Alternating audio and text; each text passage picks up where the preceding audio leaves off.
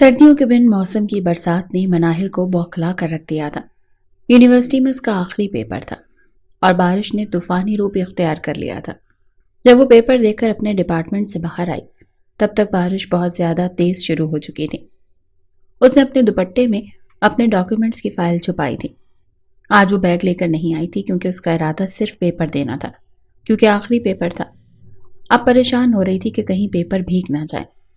تیز قدم اٹھاتی ہوئی وہ یونیورسٹی کا دروازہ پار کر کے باہر پہنچ گئی تھی، لیکن بس اسٹاپ جاتے جاتے پوری کی پوری بھیگ چکی تھی۔ سڑکوں پر گاڑیوں کا رش معمول سے کچھ زیادہ ہی تھا اور سڑکوں پر پانی بھرنا بھی شروع ہو گیا تھا۔ پہلے ہی اس کی چپل آخری دموں پر تھی۔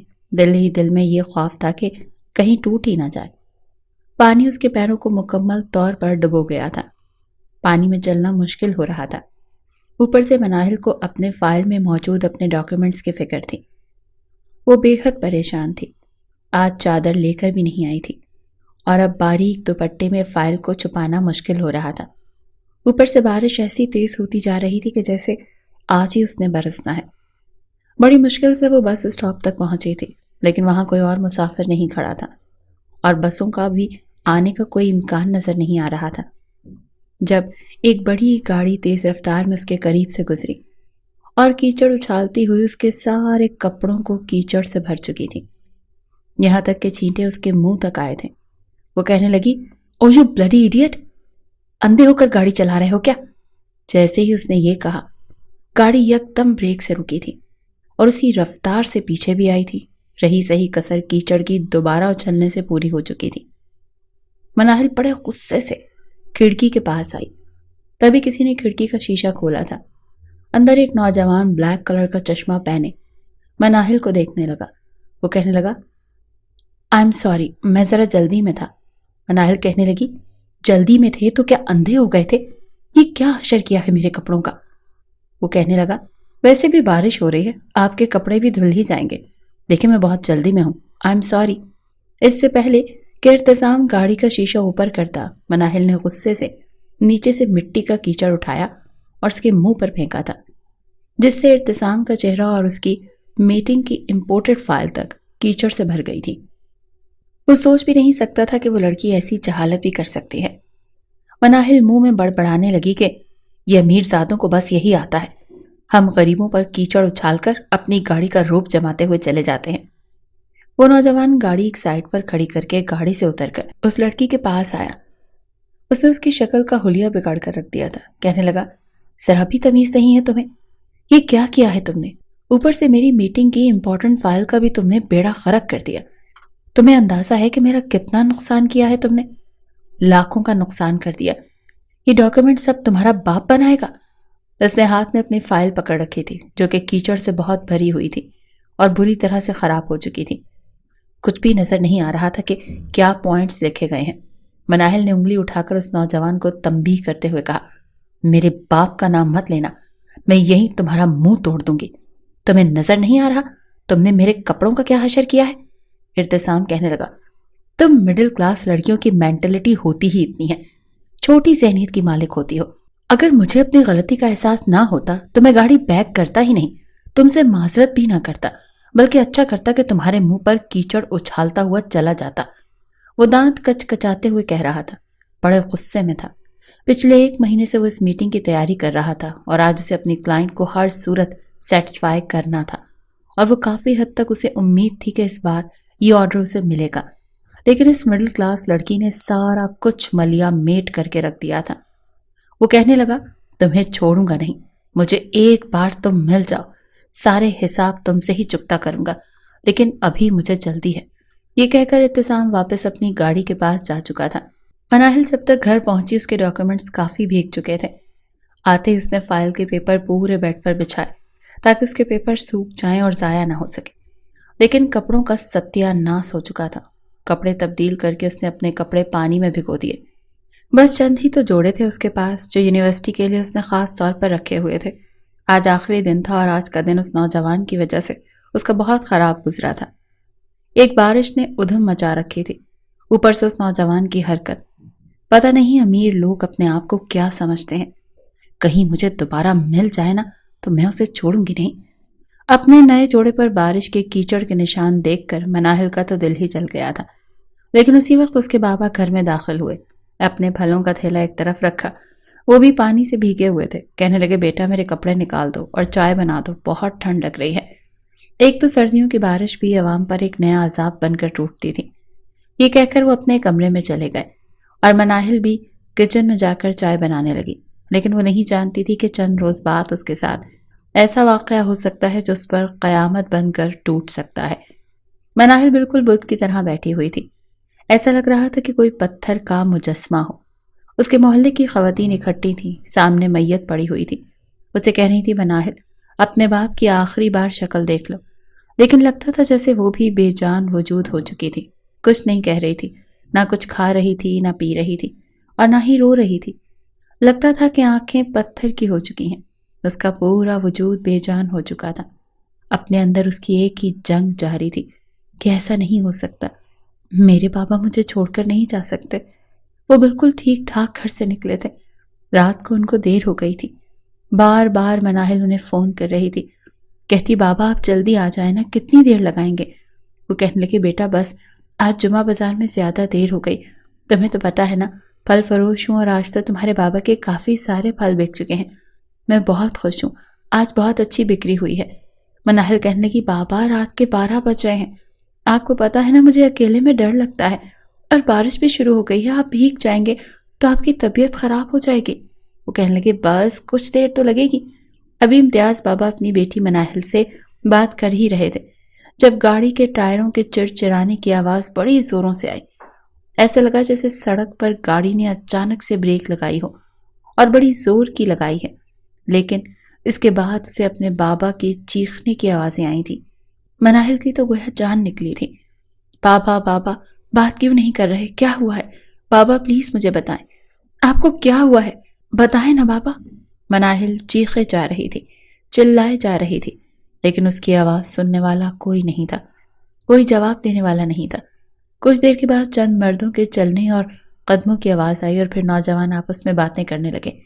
یہ امیر زادے ہوتے ہی ایسے ہیں، غریبوں کو سڑک کا پتھر سمجھ کر ٹھوکر مار کر چلے جاتے ہیں۔ بیچارہ بہت زخمی ہے، بہت خون بہہ رہا ہے، ارے کوئی اسے ہاسپٹل لے کر جاؤ۔ یہ سن کر تو مناہل کی جان نکلی تھی، وہ فون پر چلا رہی تھی، لیکن فون شاید کہیں گر گیا تھا۔ سب کی نظروں سے وہ اوجھل تھا، لیکن وہ سب کی آوازیں سن رہی تھی۔ پھر ایک نوجوان نے کہا، ارے یہ بزرگ تو مر چکے ہیں، ان کی نبض نہیں چل رہی ہے۔ یہ سن کر مناہل کے ہاتھ سے موبائل فون گرا تھا، اور اسے لگا کہ بس کوئی قیامت ہے جو اس پر ٹوٹ پڑی۔ 1-1.5 گھنٹے کے بعد کچھ نوجوان ایمبولینس میں آئے تھے۔ ایمبولینس کی آواز سن کر کئی گھر کے دروازے کھلے تھے، کیونکہ امتیاز پھل فروش کے اعلیٰ اخلاق سے ہر کسی کے دل میں امتیاز کا ایک الگ ہی مقام تھا۔ پھر سب جانتے تھے کہ امتیاز کی ایک ہی اکلوتی بیٹی ہے اور گھر میں کوئی نہیں ہے۔ مناہل کی والدہ کی وفات کو 3 سال گزر گئے تھے۔ مناہل کے لیے اس کے سب کچھ اس کے بابا تھے۔ وہ تو کسی پتھر کے مجسمے کی طرح گھر کے اندر ویسی کی ویسی کھڑی رہی۔ دماغ لگتا تھا کہ سوچنے سے قاصر ہو چکا، وہ ساکت سی ہو کر رہ گئی تھی۔ جب محلے والوں نے اس کا دروازہ دھڑ دھڑایا تھا، لیکن وہ پتھر کی طرح کھڑی رہی۔ بہت سے نوجوانوں نے دھکے سے دروازہ کھولا، خواتین گھر کے اندر داخل ہوئیں۔ مناہل کو یوں کھڑا دیکھ تو کہنے لگیں، تمہارے بابا کا ایکسیڈنٹ ہو گیا اور وہ موقع پر ہی جاں بحق ہو گئے ہیں۔ ایمبولینس میں چند نوجوان انہیں لے کر آئے، لیکن مناہل کی زبان پر تو جیسے چپ ہی لگ گئی تھی۔ ابھی بھی خواتین اسے بار بار کہہ رہی تھی کہ رو لو، اپنے باپ کی آخری بار شکل دیکھ لو، لیکن وہ یوں تھی کہ جیسے بے جان مجسمہ ہو۔ آہستہ آہستہ سب لوگ اپنے گھروں کو جا چکے تھے۔ امتیاز کی تدفین ہو چکی تھی، لیکن مناہل کی کنڈیشن ویسی کی ویسی تھی۔ کوئی بھی تو نہیں تھا اس کا اپنا سوائے اس کے باپ کے، اور وہ بھی منو مٹی نیچے جا چکا تھا۔ سب کے جانے کے بعد رات کے 12 بجے اس کا ضبط ٹوٹا تھا۔ صدمہ اتنا بڑا تھا کہ اسے سمجھ نہیں آئی تھی کہ اس پر تو اچانک سے اتنی بڑی قیامت آ کر گزر گئی۔ بہرحال اسے لگا اس کے باپ کا فون آ رہا ہے۔ وہ بری طرح چونکی اور پھر اپنا موبائل ڈھونڈنے لگی۔ اپنے کمرے میں بھاگ کر گئی، موبائل پکڑا، کان کو لگایا، لیکن دیوانوں کی طرح اپنے بابا بابا کو پکار رہی تھی۔ لگ رہا تھا کہ کل والا حادثہ آج پھر ہوا ہے۔ نوجوانوں کی وہی آوازیں اسے آج پھر سنائی دے رہی تھیں۔ وہ رونے لگی، اپنے بابا کو پکار پکار کر رو رہی تھی۔ جب محلے کی چند خواتین اس کے گھر میں داخل ہوئیں، پھر اسے چپ کروانے لگیں۔ ایک ہفتہ اس کے محلے داروں نے ہی اس کی دل جوئی کرنے کی کوشش کی تھی۔ وہ تو کھانا پینا تک چھوڑ چکی تھی۔ کہتی تھی مجھے بھی اپنے باپ کے پاس جانا ہے، میں اکیلی یہ زندگی نہیں جی سکتی۔ لیکن یہاں کون اپنی مرضی سے اپنی سانسیں چھین سکتا ہے؟ کوئی بھی تو نہیں۔ جس کی جتنی زندگی ہے اسے گزارنی ہی پڑتی ہے۔ وہ روتے ہوئے آسمان کی طرف دیکھ کر کہہ رہی تھی، اے خدا، جس نے میرے باپ کو اس بے دردی سے مار ڈالا، خدا کرے اس کا بھی سکھ چین چھن جائے، وہ برباد ہو جائے، اسے ایک پل کے لیے بھی چین نہ آئے۔ اس نے روتے ہوئے آسمان پر ہاتھ پھیلایا۔ وہ بد دعائیں دے رہی تھی جب اچانک سے ارتسام حسین بری طرح سے چونک کر اٹھا تھا۔ آج چوتھی پانچویں رات تھی۔ روز رات کے اس وقت چونک کر اٹھ بیٹھتا تھا۔ اس کے کانوں میں اسی پھل فروش کی چیخوں کی آوازیں گونجنے لگتی تھیں جسے وہ نشے کی حالت میں اپنی گاڑی سے کچل چکا تھا۔ حالانکہ یہ ایک اتفاقیہ حادثہ تھا۔ گاڑی کی بریک فیل ہو چکی تھی۔ وہ گاڑی کنٹرول کرتا رہا۔ دور سے ہی اس نے ہارن بجانا شروع کر دیا تھا۔ کھڑکی سے منہ باہر نکال کر کہہ بھی رہا تھا کہ میری گاڑی کی بریک فیل ہو گئی ہیں، پلیز پیچھے ہٹ جائیں۔ لیکن وہ عمر رسیدہ شخص کسی سے فون پر بات کر رہا تھا۔ شاید اس کا دھیان گاڑی کی طرف تھا ہی نہیں، اور جب اس شخص نے گاڑی کی طرف دیکھا تب تک بہت دیر ہو چکی تھی۔ اس کے پھلوں کے ٹھیلے کے ساتھ ساتھ وہ بھی ارتسام کی گاڑی کے نیچے آ چکا تھا، لیکن گاڑی رکنے کا نام نہیں لے رہی تھی۔ وہ شخص درد سے چلا رہا تھا۔ ارتسام گاڑی روکنا چاہتا تھا لیکن رک نہیں رہی تھی۔ لیکن اس حادثے کے بعد نہ جانے وہ کن کن گلیوں میں گاڑی دوڑاتا رہا۔ مین روڈ کے بجائے اس نے گلیوں کا انتخاب کیا تاکہ کسی اور کی جان نہ جا سکے۔ سامنے دیوار دیکھ کر اس نے گاڑی دیوار پر دے ماری۔ گاڑی کو کافی نقصان ہو گیا تھا، لیکن ارتسام کی جان بچ گئی۔ لیکن جب سے یہ حادثہ ہوا تھا وہ ذہنی طور پر بڑی الجھن کا شکار تھا، کیونکہ وہ نہیں چاہتا تھا کہ ایسا حادثہ پیش آئے۔ لیکن جب واپس اس جگہ پہنچا تو سڑک خالی تھی، بس پھل بکھرے پڑے تھے۔ نوجوانوں سے پتہ چلا کہ کسی امیر زادے نے جان بوجھ کر اس غریب کی جان لے لی۔ وہ بوڑھا شخص مر چکا تھا کیونکہ سر پر بہت گہری چوٹ آئی تھی۔ یہ سن کر ارتسام کے اندر شرمندگی اور پشیمانی سی آ چکی تھی۔ اس وقت اسے کچھ بھی سمجھ نہیں آیا۔ وہ گھر واپس آ گیا، لیکن پھر اس کے ضمیر نے اسے جھنجھوڑنا شروع کیا کہ اسے دیکھنا چاہیے کہ اس نے کس کے گھر کا چلتا ہوا چراغ بجھا دیا۔ وہ شخص اس عمر میں اگر پھل بیچ رہا تھا تو یقیناً اپنے گھر والوں کی ضروریات کو پوری کرنے کے لیے ہی بیچ رہا تھا۔ پتہ نہیں اس کے گھر والوں پر کیا بیتی ہوگی۔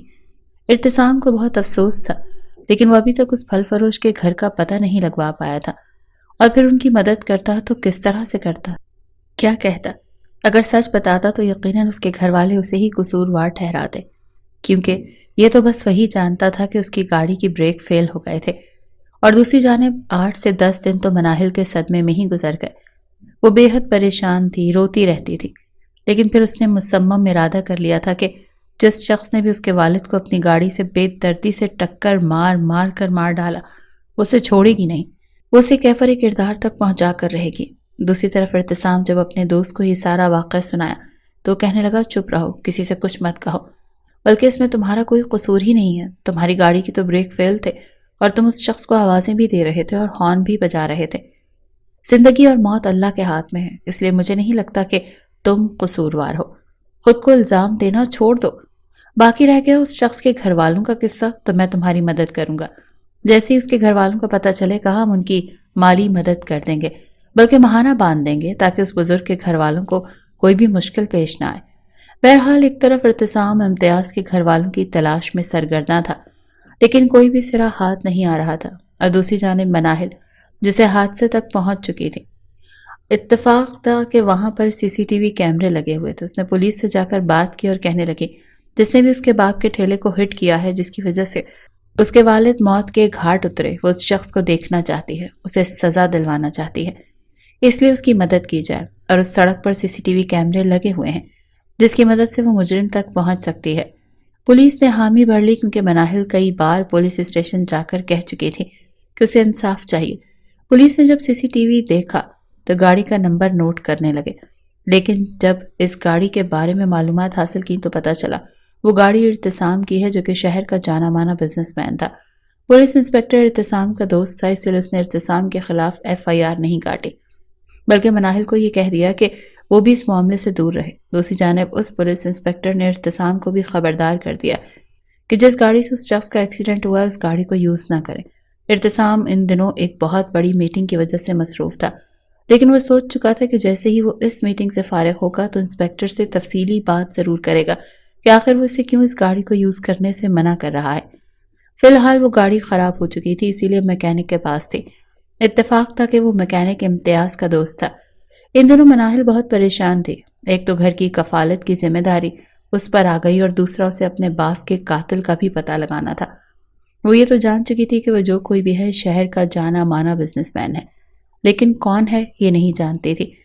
ایک بار مناہل سے افسوس کرنے کے لیے وہی میکینک اور اس کی بیوی آئے تھے جس کے شو روم میں وہ گاڑی تھی۔ باتوں باتوں میں جب مناہل نے گاڑی کا نمبر بتایا تو وہ میکینک کچھ سوچ میں پڑ گیا تھا، پھر کہنے لگا وہ گاڑی تو ارتسام صاحب کی ہے۔ مناہل کہنے لگی کون ارتسام؟ وہ کہنے لگا وہ شہر کا بہت بڑا بزنس مین ہے۔ یہ سن کر مناہل نے کہا کہ انکل آپ مجھے وہ گاڑی ضرور دکھائیں۔ اگلے ہی روز وہ اس میکینک کے پاس پہنچ گئی۔ گاڑی کا نمبر دیکھ کر اور رنگ سے اس نے گاڑی پہچان لی، پھر اس شخص کا پتہ پوچھنے لگی۔ اس میکینک نے ارتسام کے آفس کا پتہ دیا تھا کیونکہ اس کے پاس آفس کا ہی کارڈ تھا۔ وہ کارڈ لے کر اگلے ہی روز مناہل ارتسام کے آفس پہنچی، لیکن اس وقت وہ میٹنگ میں مصروف تھا۔ ریسیپشنسٹ نے کھڑی لڑکی سے کہا کہ مس مناہل ویٹ کریں، سر بہت امپورٹنٹ میٹنگ میں مصروف ہیں، ابھی کسی سے نہیں مل سکتے۔ وہ کہنے لگی لیکن مجھے ان سے ابھی ملنا ہے۔ اس وقت ارتسام کے والد بھی اس میٹنگ میں شامل تھے کیونکہ یہ بہت بڑا پروجیکٹ تھا۔ اگر انہیں مل جاتا تو انہیں لاکھوں نہیں بلکہ کروڑوں کا فائدہ ہونا تھا، اور پچھلے کئی مہینے سے ارتسام اسی پروجیکٹ پر کام کر رہا تھا۔ مناہل نے ریسیپشنسٹ سے کافی بحث کی کہ اسے ابھی کے ابھی ارتسام سے ملنا ہے، لیکن وہ لڑکی منع کیے جا رہی تھی۔ سامنے ہی میٹنگ روم تھا اور باہر لکھا ہوا بھی تھا۔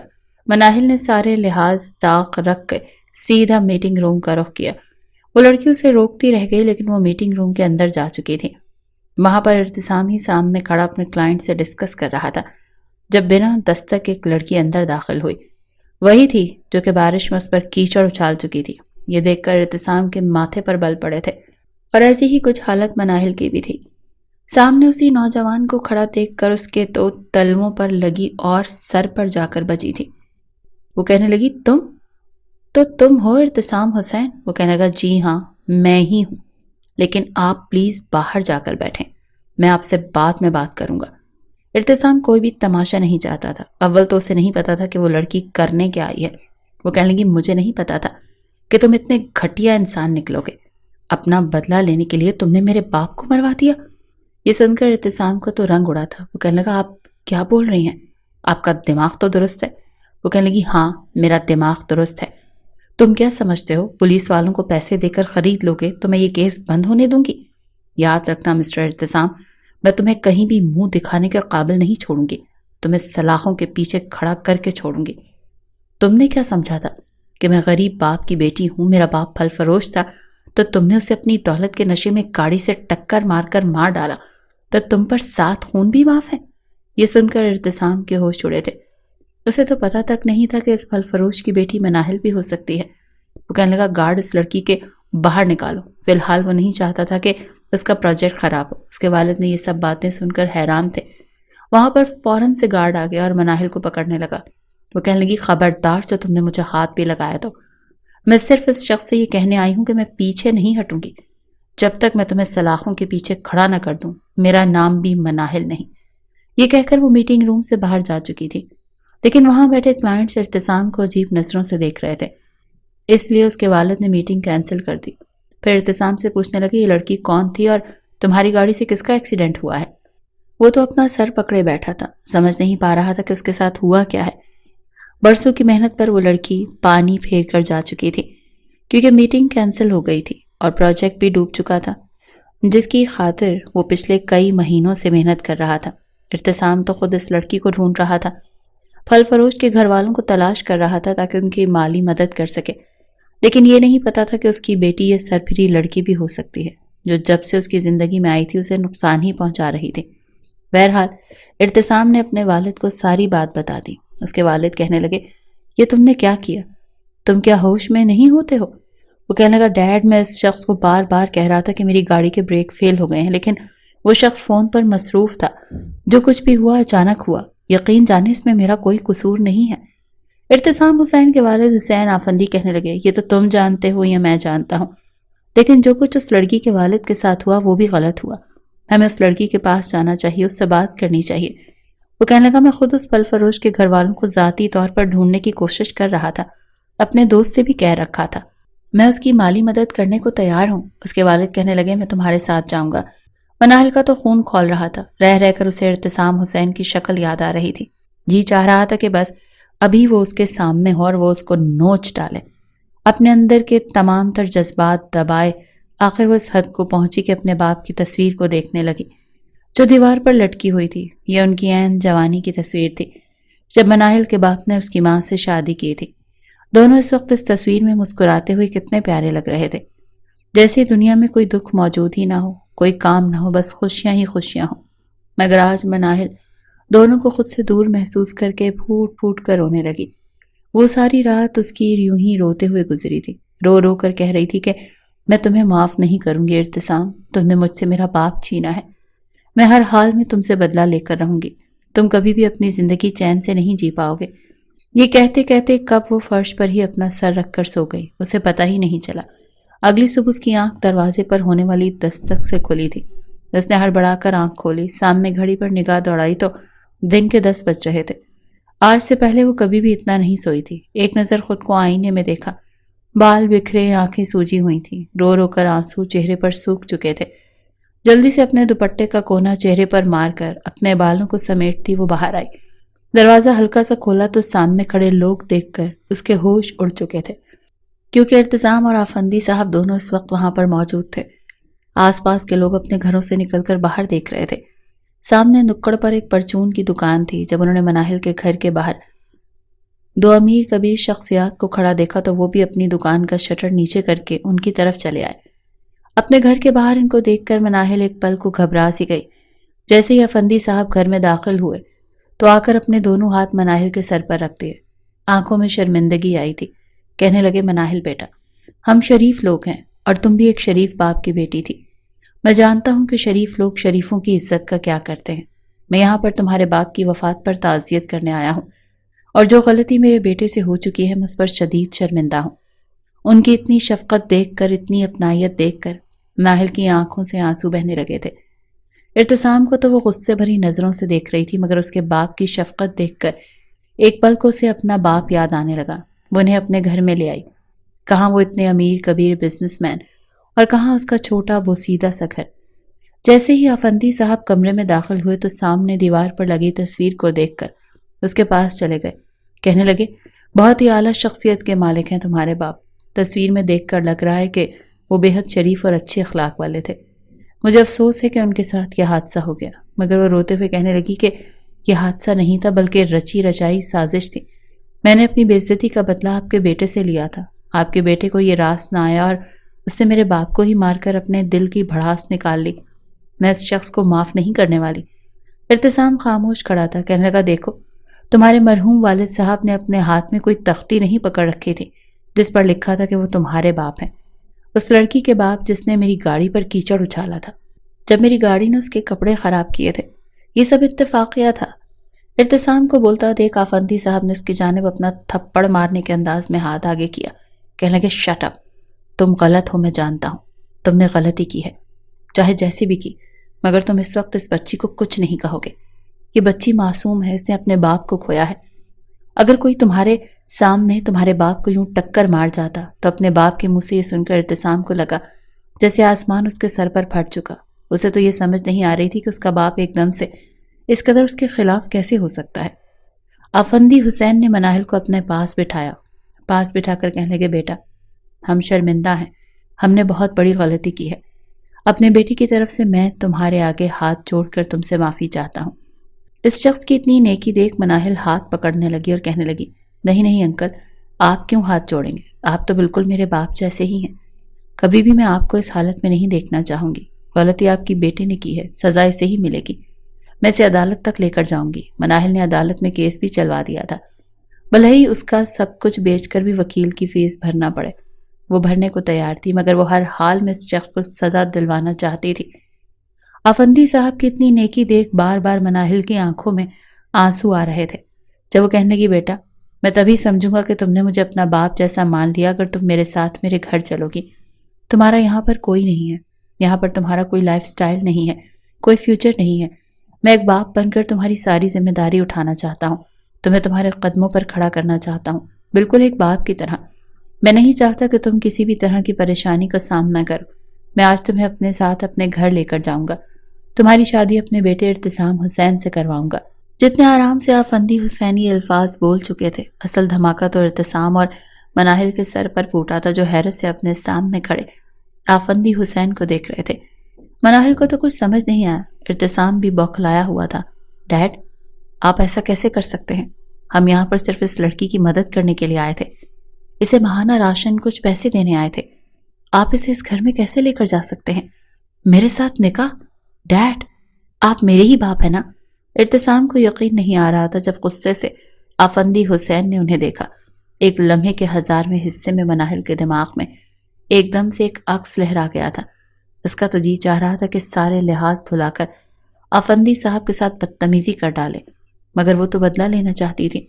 اگر وہ اس گھر میں رہ کر اس شخص کو مزہ چکھاتی تو اس سے بہتر اور کیا ہی ہو سکتا تھا۔ نہ چاہتے ہوئے بھی مناہل آفندی حسین کی بات مان کر اپنا سامان پیک کرنے لگی۔ گاڑی میں ارتسام غصے سے بیٹھا ہوا تھا۔ اس لڑکی کی ضروریات پوری کرنے تک تو ٹھیک تھا، مگر اسے اپنے کمرے میں اپنی بیوی کے روپ میں دیکھنا ارتسام حسین کبھی بھی برداشت نہیں کر سکتا تھا۔ کچھ دیر بعد ہی وہ گھر پہنچ چکے تھے۔ اتنا بڑا گھر جب مناہل نے دیکھا تو اس کی آنکھیں کھلی کی کھلی رہ چکی تھیں، مگر اس کے باوجود جہاں آنکھوں میں آنسو تھے وہیں دل میں بدلے کی آگ بھڑک رہی تھی۔ وہ سوچ چکی تھی کہ اس گھر میں رہنے کے بعد وہ جو حشر ارتسام کا کرے گی، ارتسام کبھی خواب میں بھی نہیں سوچ پائے گا۔ گھر میں داخل ہونے کے بعد اس نے ایک نظر آفندی حسین کو دیکھا اور پھر کہنے لگی، انکل، آپ یہ مت سمجھیے گا کہ میں آپ کی زندگی کے بدلے میں آپ کے بیٹے کو ایسے ہی چھوڑ دوں گی۔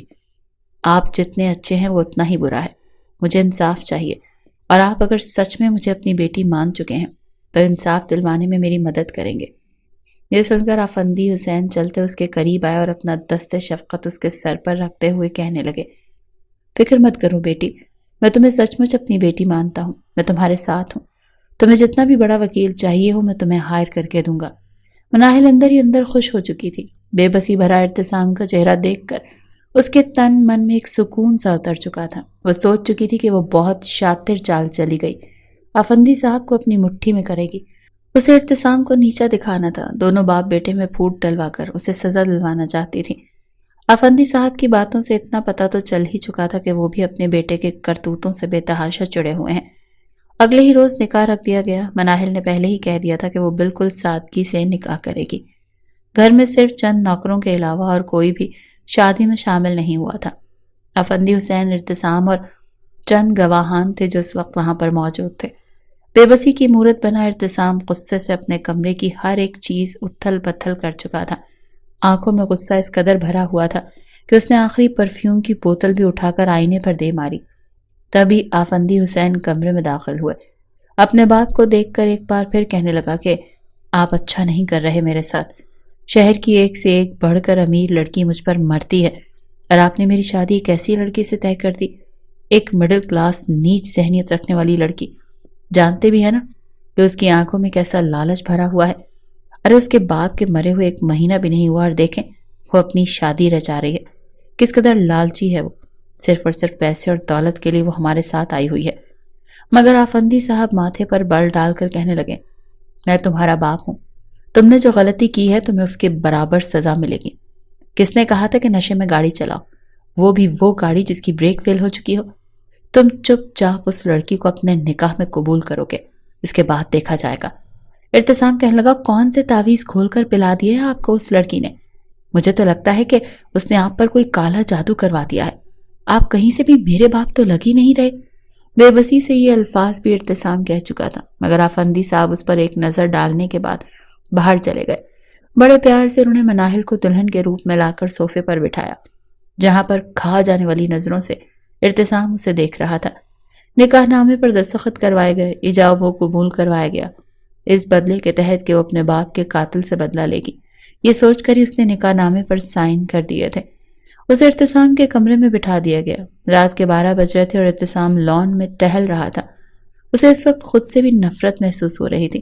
اسے یوں لان میں ٹہلتا دیکھ کر مسٹر آفندی باہر آئے، پشت پر دونوں ہاتھ باندھے قدم پہ قدم چلتے ہوئے آ کر بیٹے کے سامنے کھڑے ہوئے اور کہنے لگے کہ اس وقت تو تمہیں اپنی بیوی کے ساتھ اس کے کمرے میں ہونا چاہیے تھا، تم یہاں پر کیا کر رہے ہو؟ چہرے پر ایک بے معنی مسکراہٹ سجا کر یہ بات آفندی صاحب نے کی تھی، مگر جواب میں انتہائی زخمی لہجے میں ارتسام کہنے لگا کہ بابا، کیا آپ نے مجھے اتنا گرا ہوا سمجھا ہوا ہے؟ آپ نے ایسا کیوں کیا؟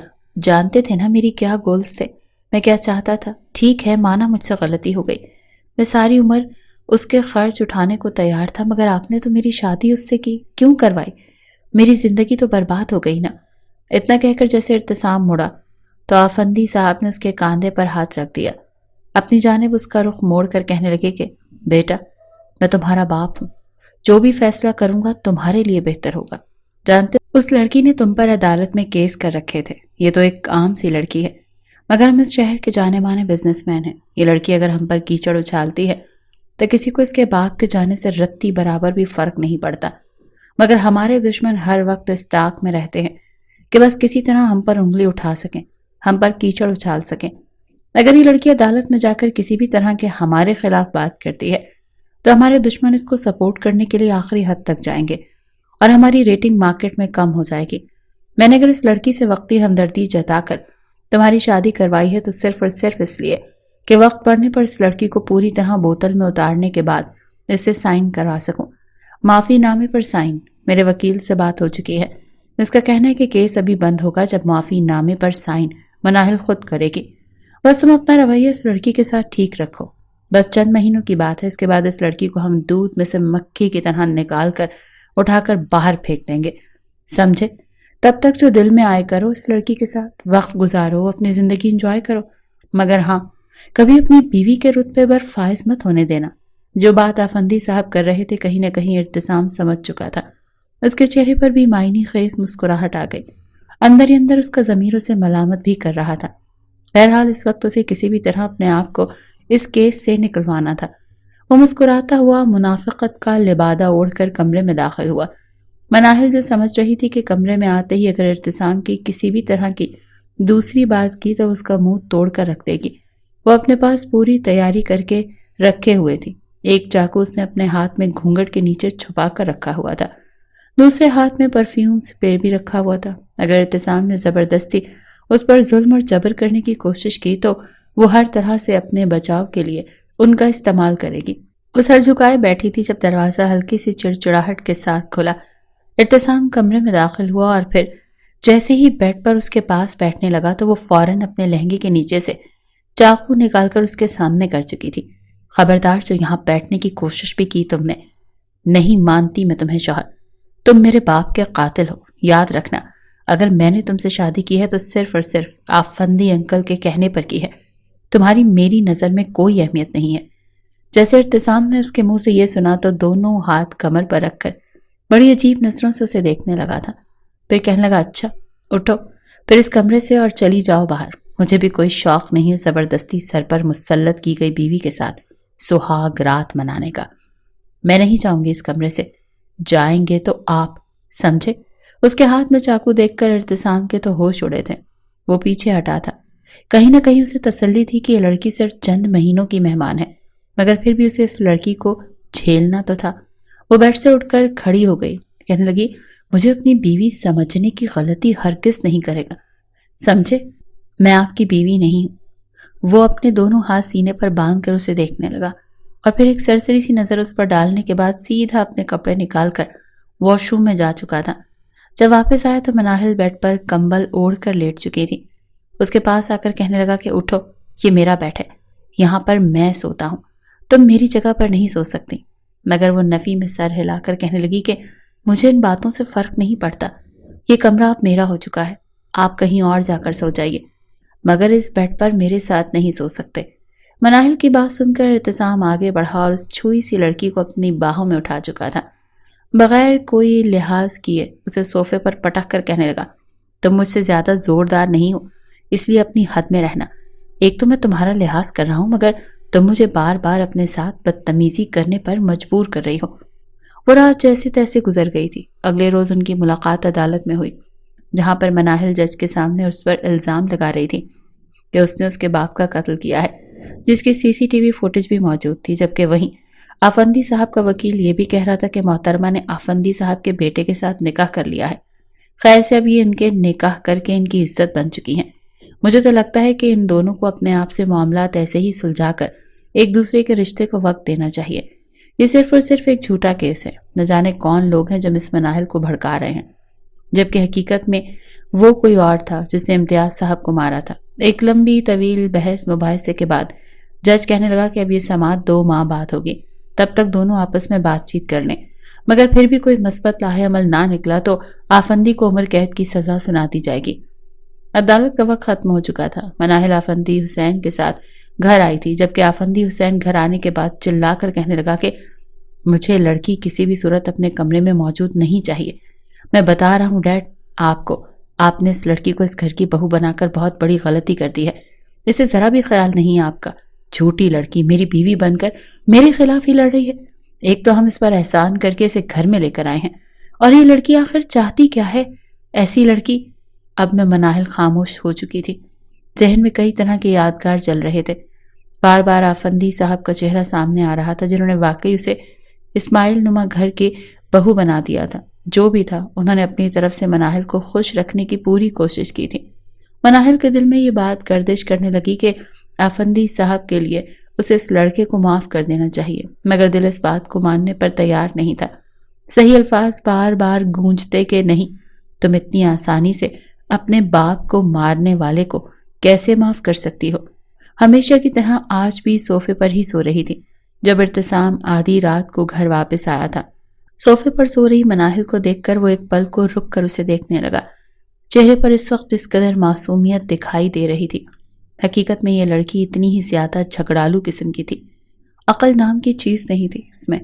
یہ ایک سوچتے ہوئے ارتسام اس کے قریب آ گیا۔ ایک دم سے اچانک اسے کیا ہوا کہ وہ گھٹنوں کے بل فرش پر بیٹھ گیا اور اپنا چہرہ اس کے چہرے کے قریب لے جانے لگا۔ آخر کو وہ اس کے لیے جائز تھی، نکاح میں تھی۔ وہ ایک دم سے اس میں کھونے لگا۔ جیسے ہی اپنا چہرہ اس کے چہرے کے قریب کیا کہ اچانک مناہل کی آنکھ کھل گئی۔ اگلے پل زوردار تھپڑ وہ ارتسام کے منہ پر مار چکی تھی۔ یہ سب کچھ اتنی جلدی میں ہوا کہ مناہل نہ اپنا ہاتھ روک سکی اور نہ ہی ارتسام خود کو پیچھے ہٹا سکا۔ غصہ کسی لاوے کی طرح ارتسام کے دل و دماغ میں پھٹ پڑا تھا۔ آج سے پہلے اس نے کسی لڑکی کے ساتھ ایسا سخت رویہ نہیں رکھا تھا، مگر مناہل کی اس حرکت کے بعد وہ اسے گھسیٹتا ہوا دیوار سے لگا چکا تھا۔ How dare you! تمہاری ہمت کیسے ہوئی ارتسام حسین پر ہاتھ اٹھانے کی؟ تم ہوتی کون ہو مجھ پر ہاتھ اٹھانے والی؟ میں تمہارے وہ ہاتھ توڑ دوں گا جو مجھ پر اٹھائے۔ یہ سن کر اس کی سانس حلق میں ہی اٹک کر رہ چکی تھی۔ وہ کہنے لگی کہ آپ کیوں میرے قریب آئے تھے؟ ہٹیے یہاں سے، چھوڑے مجھے۔ مگر ارتسام اس کا سانس بند کر چکا تھا، یہاں تک کہ اس کی آنکھوں کی پتلیاں تک پھرنے لگی۔ ایک دم سے ارتسام کو اس لڑکی پر رحم آیا تھا۔ اس نے اس کا حلق چھوڑ دیا۔ وہ نیچے گر گئی، رونے لگی، گہرے گہرے سانس لینے لگی، اور ارتسام انتہائی سخت لہجے میں اسے کہنے لگا، دیکھو لڑکی، صاف صاف الفاظ میں کہہ رہا ہوں، مجھے کوئی شوق نہیں کسی کا بے گناہ قتل کرنے کا، سمجھی؟ میری گاڑی کے بریک فیل ہو چکا تھا اور تمہارے والد صاحب اس وقت فون پر اس قدر زیادہ مصروف تھے کہ انہیں میری موجودگی کا احساس نہیں ہو سکا۔ میں بار بار چیخ چیخ کر کہہ رہا تھا کہ ہٹ جائیں سامنے سے، مگر وہ فون پر مصروف تھے۔ میں مانتا ہوں غلطی ہے میری، وہ خود اتنی نہیں ہے جتنی بڑھا چڑھا کر بتائی گئی ہے۔ میری نیت کسی کا قتل کرنے کی نہیں تھی، میں خود مرتے مرتے بچا، اور تم میری زندگی میں شامل ہو کر میری زندگی عذاب بنا رہی ہو۔ اس سے تم مجھے نہیں، صرف اور صرف اپنے باپ کی روح کو تکلیف دے رہی ہو۔ جس لہجے میں وہ بول رہا تھا، مناہل کو اس پر یقین ہو ہی چکا تھا۔ اس روز غلطی صرف ارتسام کی نہیں تھی، بلکہ وہ بھی اپنے والد سے فون پر بات کر رہی تھی۔ اگر وہ والد کو فون نہ کرتی تو شاید یہ حادثہ نہ ہوتا اور وہ موقع پر پیچھے ہٹ جاتے۔ ساری رات اس کی وہیں بیٹھے روتے گزر چکی تھی، بیڈ پر بار بار پہلو بدلتا ارتسام۔ جب رات کے 3 بجے بھی اسے روتے ہوئے دیکھا تو اٹھ کر بیٹھ گیا۔ اسے یہ بالکل بھی اچھا نہیں لگ رہا تھا کہ وہ ایک کمزور لڑکی پر یوں روپ جماتا۔ وہ اٹھ کر اس کے پاس بیٹھ گیا، اپنا ہاتھ اس کی طرف بڑھایا تو وہ خود کو اس سے دور کرنے لگی، مگر وہ اسے کاندھے سے تھام کر کہنے لگا، بس کر دو، اور کتنا روگی؟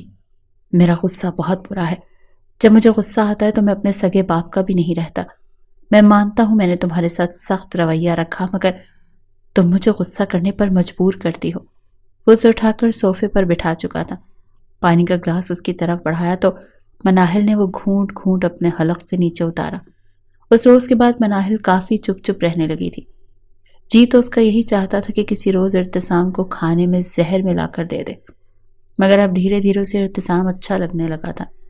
وہ ارتسام کے کام کرتی، اس کی ہر ایک چیز کا خود خیال رکھنے لگی، اپنے ہاتھ سے اس کے لیے کھانا بھی بنانے لگی۔ وہیں آفندی حسین اسے اس گھر میں بالکل بیٹی کا درجہ دے چکے تھے۔ ایک روز اس کے پاس آئے اور کہنے لگے، بیٹا میں نے ایک فلیٹ تمہارے نام کیا ہے، تم میری بیٹیوں جیسی ہو، میری کوئی بیٹی ہوتی تو بالکل تم جیسی ہوتی، تم ان پیپرز پر سائن کر دو تاکہ آگے کا کام مکمل ہو سکے۔ یہ سن کر مناہل تو خوش ہوئی تھی، اس نے بغیر پڑھے ہی پیپر سائن کرنا شروع کر دیا۔ پیپرز میں ایک پیپر معافی نامے کا بھی تھا۔ اگلے روز مناہل کے وکیل نے اسے کال کر کے بتایا تھا کہ آپ نے معافی نامے پر سائن کر لیا ہے، کیس بند ہو چکا ہے، اور مجھ سے اس بارے میں ذکر بھی نہیں کیا۔ یہ سن کر تو اس کے پیروں کے نیچے سے زمین نکلی تھی۔ اس نے تو ابھی کیس واپس لینے کے بارے میں سوچا ہی نہیں تھا۔ مناہل نے خود بھی جا کر مزید CCTV کیمروں کی فوٹیج چیک کی تھی، جس میں واضح طور پر ارتسام کی گاڑی کو سڑک پر دیکھا جا سکتا تھا، جو کہ بے ترتیبی سے چل رہی تھی، اور پھر جس گلی میں جا کر اس نے گاڑی دیوار سے ماری تھی وہ ویڈیو بھی وہ دیکھ چکی تھی۔ مگر کیس واپس لینے کی خبر سن کر اس کے دل میں کئی طرح کے وسوسے آنے لگے۔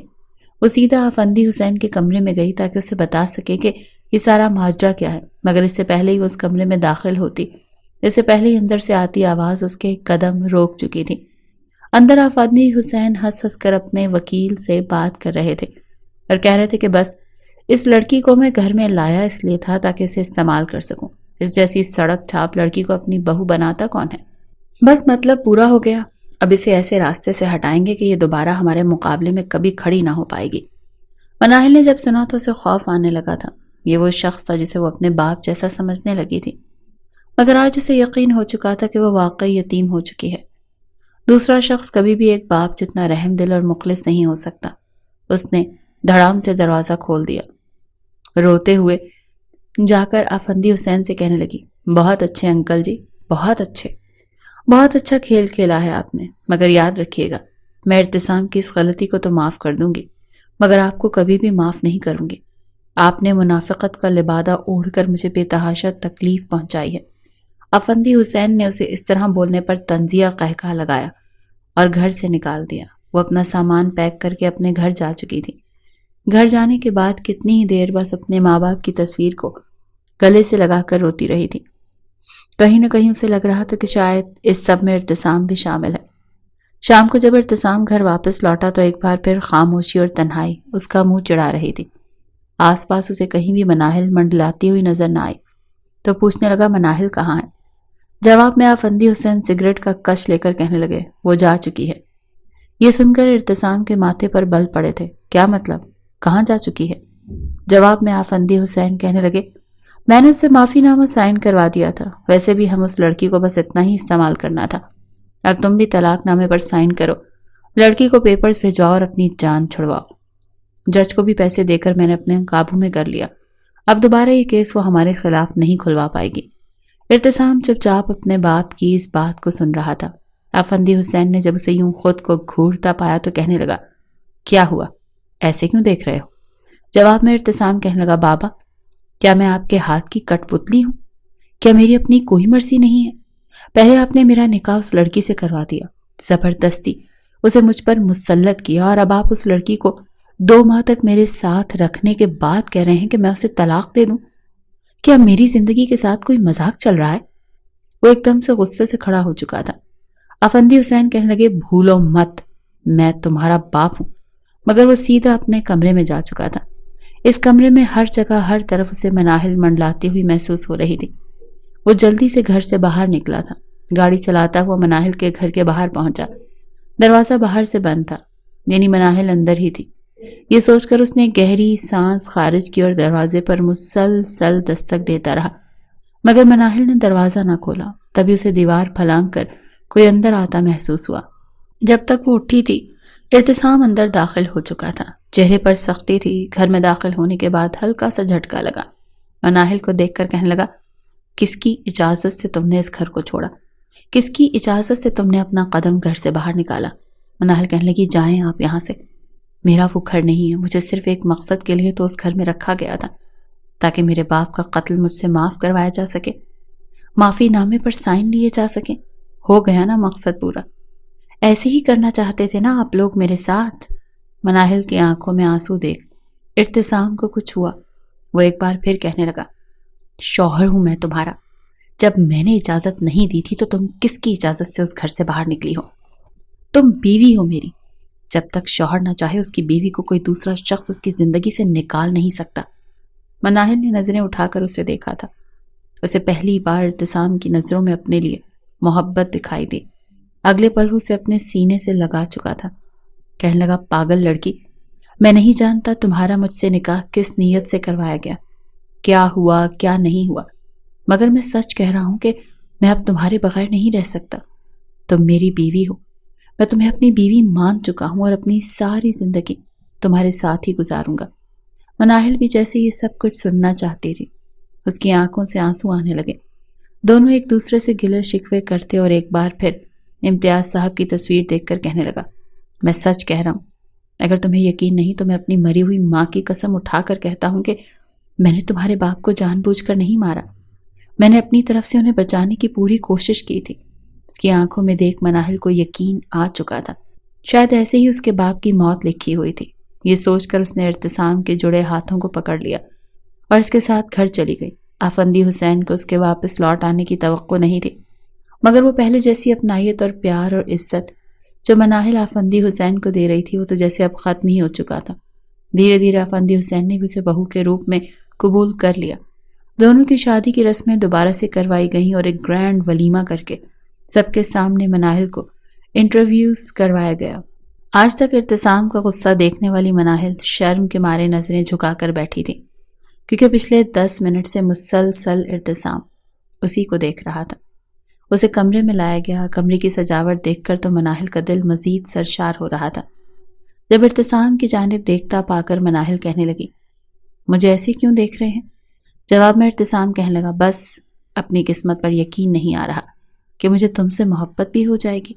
یقین مانو، پہلی مرتبہ جب تم سے ملا اور تمہاری اس حرکت کے بعد میرا جی چاہتا تھا کہ میں تمہارا خون پی جاؤں، مگر آج دیکھو اپنی زندگی تمہارے قدموں میں وارنے کا جی چاہ رہا ہے۔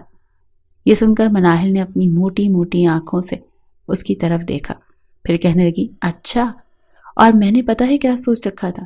کسی روز آپ کو کھانے میں زہر ملا کر کھلا دوں گی، مگر دیکھیے قسمت نے بھی ہمارے ساتھ کیا خوب کھیل کھیلا ہے۔ مناہل نے جتنی معصومیت سے بات کی تھی، ارتسام کو تو ہنستے ہوئے کھانسی لگ چکی تھی۔ اف مناہل، اتنی خطرناک ہو تم، مجھے تو یقین نہیں آ رہا کہ اتنے معصوم چہرے کے پیچھے اس قدر خطرناک ہو۔ اگلے ہی پل مناہل نے بڑھ کر ارتسام کو بڑے حق کے ساتھ کالر سے پکڑ لیا اور ساتھ کیا اور کہنے لگی، ہاں، اگر فیوچر میں آپ نے ذرا سا بھی ادھر سے ادھر ہونے کی کوشش کی یا میری حق تلفی کی تو دیکھیے گا میں آپ کا حشر کیا کرتی ہوں۔ مجھے دیر نہیں لگے گی یہ سب کچھ کرنے میں۔ جبکہ ارتسام اگلے ہی پل اپنا ہاتھ اس کی کمر میں حائل کرتا اس کے مزید قریب ہو چکا تھا اور کہنے لگا، اچھا، بڑی حق کی بات ہو رہی ہے، فی الحال تو میرا ایک اور حق ہے تم پر، آج کی رات مجھے اس حق کو ادا کرنے دو۔ مناہل جو اس کا کالر پکڑ کر بیٹھی تھی فوراً سے پیچھے ہٹی، مگر ارتسام اسے اپنے مضبوط حصار میں لیتا اس کی زلفوں میں کھو چکا تھا۔